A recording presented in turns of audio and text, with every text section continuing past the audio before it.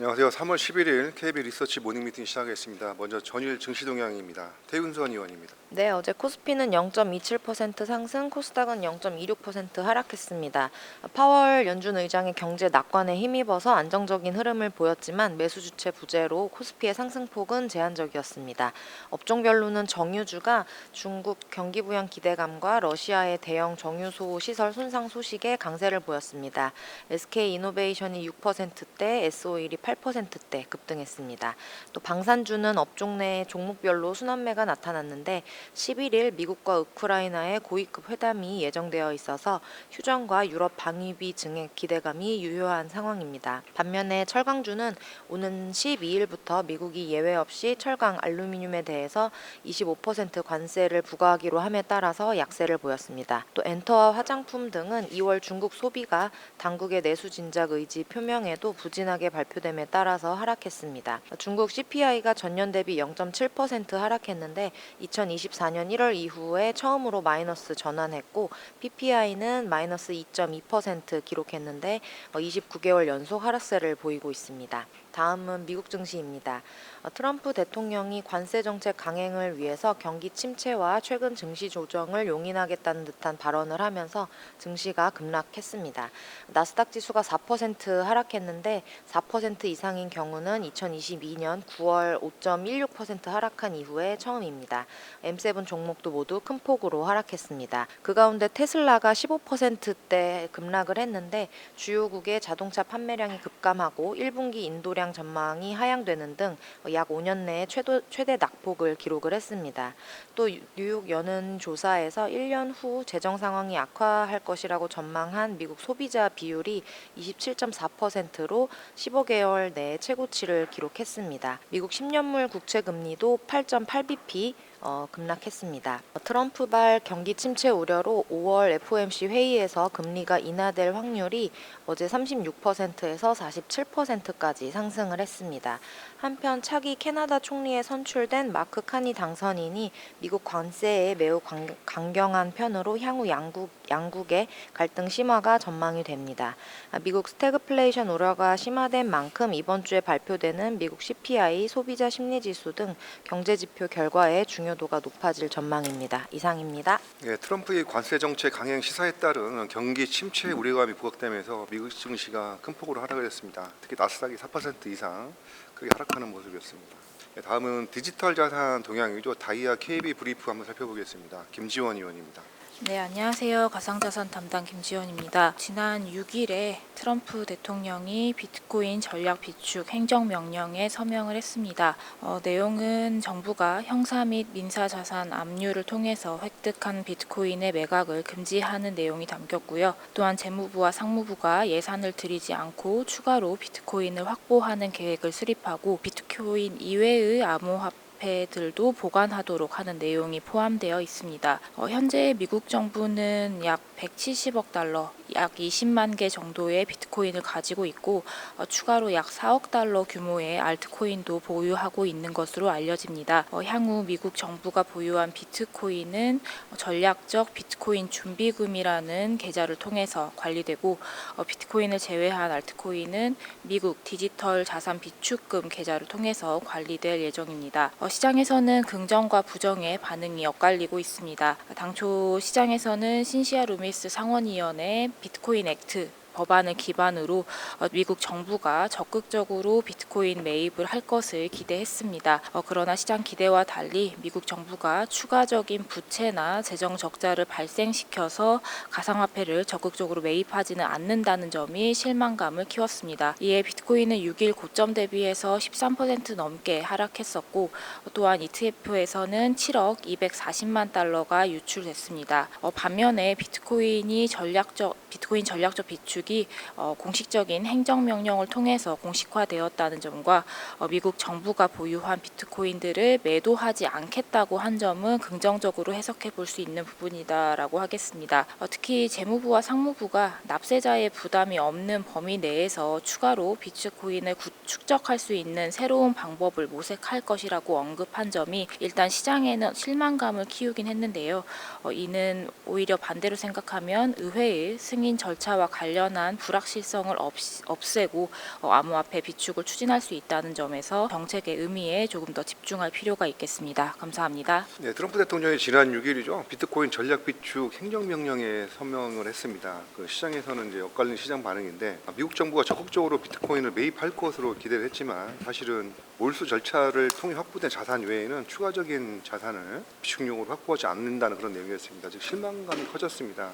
그렇지만 가격보다는 정책 의미에 집중할 필요가 있다는 그런 김지원 의원의 코멘트였습니다. 네, 다음은 현대로템 목표주가 상향 코멘트 내용 들어보겠습니다. 정동익 의원입니다. 안녕하세요. 조선기업종 담당 정동익입니다. 현대로템의 목표 주가를 12만 원으로 상향 조정하겠습니다. 최근에 주가가 많이 상승을 했는데요. 이번 목표 주가 상향 조정으로 34% 정도의 상승 여력이 확보되어서 투자 의견은 기존의 매수를 유지하겠습니다. 지연 중인 K2전차 폴란드 2-1차 180대에 대한 실행 계약이 임박한 것으로 판단이 됩니다. 언론들이 4월 중에는 계약이 체결될 것이라는 보도들을 쏟아내고 있는데요. 2차 계약분은 다양한 옵션의 추가와 물가 상승 등이 반영이 되어서 1차 때의 180대 4.5조 원 대비해서는 금액을 크게 상회할 것으로 전망이 됩니다.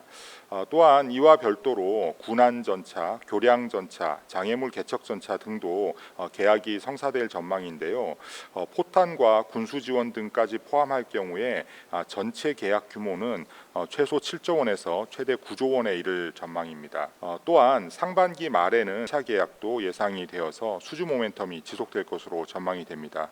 그동안 추정치에 반영해 오지 않고 있었던 그 계열전차 폴란드의 계열전차들과 루마니아 계약을 이번 보고서를 통해서 추정에 반영을 했습니다. 폴란디안 계열전차 수주 물량은 총 81대, 저희는 2.1조 원 정도로 가정을 해서 2027년부터 연간 5천억에서 7천억 원 정도의 매출 기여가 있을 것으로 이번 추정에 반영을 했고요. 루마니아는 전체 물량 250대 중에서 1차 발주 100대 3.2조 원으로 가정해서 2026년부터 매출이 발생하기 시작하는 것으로 반영을 했습니다. 지난해 4분기 방산 수출의 영업이익률은 40%를 넘었고요. 연간으로도 30%를 상회한 것으로 추정이 됩니다.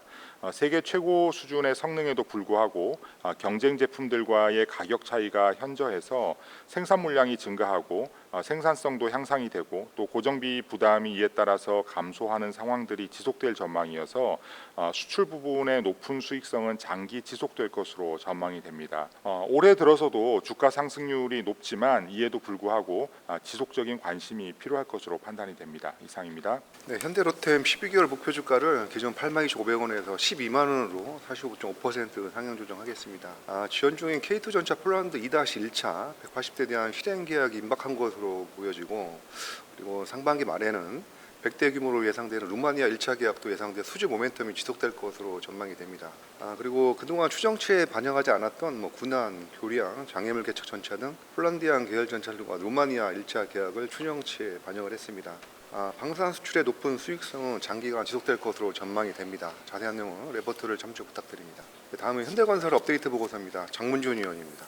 현대건설 목표주가 상향 리포트입니다. 현대건설에 대한 투자 의견 바이 목표 주가는 45,500원으로 11% 상향하였습니다. DL인시와 더불어 2025년 상반기 KB증권의 업종 최소 노출을 유지합니다. 저희는 현대건설의 원전 노출도에 주목하는데요. 전동 대형 원전과 차세대 SMR에서 모두 글로벌 기업과의 협업을 통해 일회성 수주가 아닌 지속적 수주 토대를 만들어가고 있기 때문입니다. 전통 대형 원전에서 핵심은 웨스팅하우스와의 협업이고요. 불가리아 프로젝트의 연말 EPC 전환이 예상되는 가운데 지난 2월 3일에는 슬로베니아 프로젝트의 타당성 조사를 공동으로 수주했습니다. SMR 분야 역시 중요하다고 보고 있습니다. 미국 홀텍사와 함께 팰리세이드 원전 부지에 3.5세대 SMR 프로젝트를 연내 착공하겠다는 계획인데요. 홀텍사의 경우 SMR 기업으로 원전 프로듀서로는 유명하지는 않지만 과거 원전으로 사용되었던 부지를 확보하고 있고 3.5세대의 경우 인허가 측면에서 유리하다는 점 등을 감안했을 때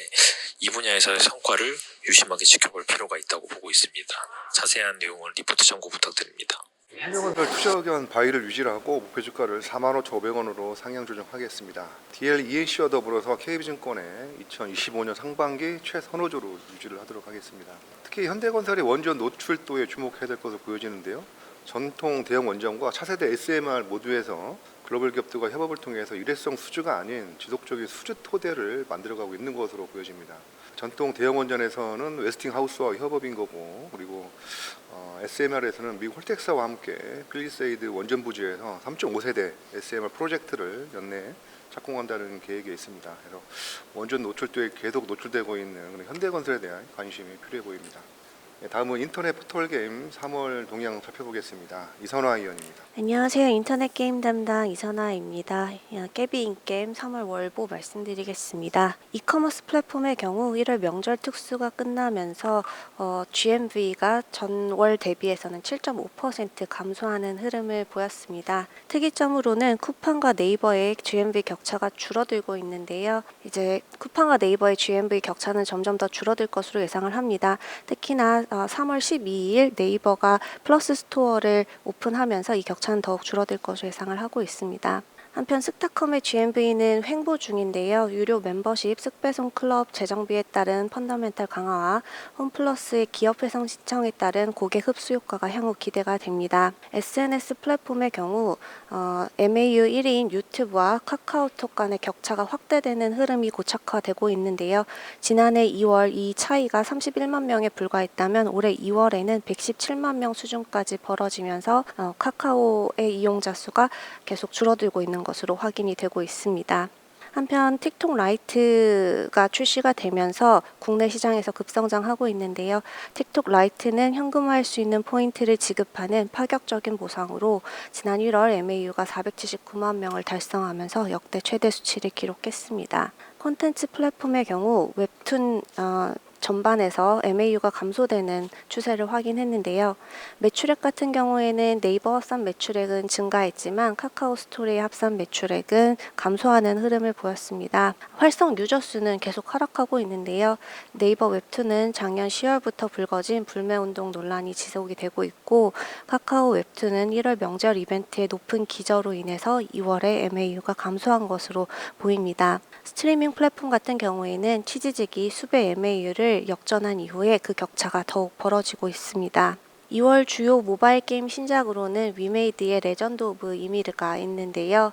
출시 닷새 만인 2월 25일 기준 국내 구글 플레이 게임 매출 순위 1위에 등극을 하면서 초반 흥행에 성공했습니다. PC 콘솔 게임 같은 경우에는 2월 28일 출시한 캡콤의 기대작인 몬스터 헌터 와일즈가 출시 3일 만에 800만 장의 판매량을 달성하면서 회사 역사상 가장 빠른 기록을 달성했습니다. 또한 최대 동접자가 138만 명을 달성하면서 전작 기록인 21만 명을 크게 뛰어넘는 수치를 보였습니다. 보다 자세한 내용은 리포트 참고 부탁드립니다. 감사합니다.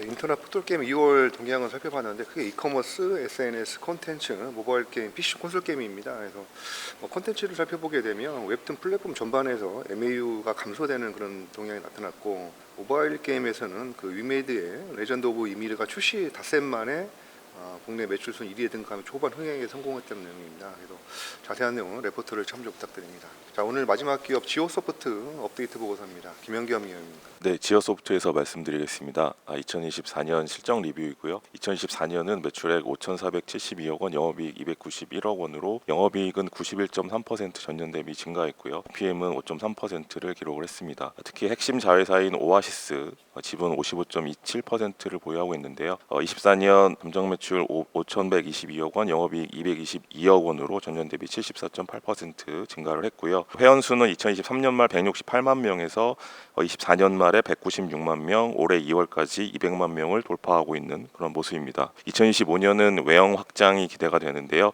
크게 두 가지, M&A와 공격적인 광고 집행 이 두 가지가 외형 확장을 기대할 수 있는 이유가 되겠습니다. 지난주 3월 6일 연합뉴스에서 자회사 오아시스가 기업 회생 절차를 밟고 있는 팀원 인수를 위해서 조건주 투자 계약을 6일에 맺었다라고 발표를 했습니다. 팀F 매각은 조건자 인수 예정자를 정해놓고 공개 입찰을 진행하는 스토킹 호스 방식으로 추진이 되고 있고요. 매각 주관사를 맡은 EY 한영이 이번 주 팀원 매각 공고를 내고 공개 입찰을 거쳐서 다음 달 최종 인수자를 확정할 예정입니다. 이번 팀원 인수를 추진한 배경에는 첫 번째 2,800만 명의 팀원 회원 DB를 확보를 통해서 인지도 상승을 꾀하는 그런 것이 첫 번째고요. 두 번째는 또 다른 자회사 루트의 풀필먼트를 활용해서 기존 오픈마켓 중심이었던 팀원의 사업 구조를 오아시스의 강점인 직매입 구조로 전환하면서 시너지를 창출하는 그건 두 번째의 시너지가 있겠고요. 세 번째는 수도권 중심의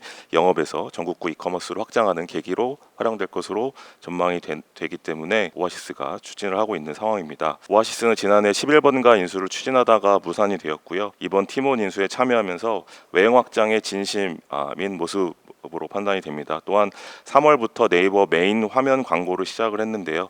웹사이트와 모바일 둘 다 활용을 해서 200만 명 회원 돌파 이벤트를 현재 대대적으로 진행하면서 외형 확장을 본격화하는 모습입니다. 만약 오아시스가 팀원 인수에 성공한다면 최근 트럼프 관세 이슈 속에서 내수주 약진이 나타나고 있는 시장 흐름 속에서 지오소프트에 대한 투자 관심도가 확대될 전망입니다. 이상입니다. 네, 지오소프트 지분율 55.27%를 갖고 있는 오아시스가 있습니다. 2025년에는 크게 이제 외형 확장이 기대되는데요. 첫 번째는 기업 회생 절차를 밟고 있는 팀원 인수를 통한 그런 조건부 투자 계약을 맺었습니다. 그리고 두 번째는 네이버 메인 화면 광고에 그런 200만 회원 돌파 기념 이벤트 등 대대적으로 이제 광고를 확장하고 있는데 2025년에는 M&A 공격적 광고 집행을 통해서 외형 확장이 기대된다는 그런 김용겸 위원의 코멘트였습니다. 이상으로 3월 11일 KBL 리서치 모닝 미팅 마치도록 하겠습니다. 감사합니다.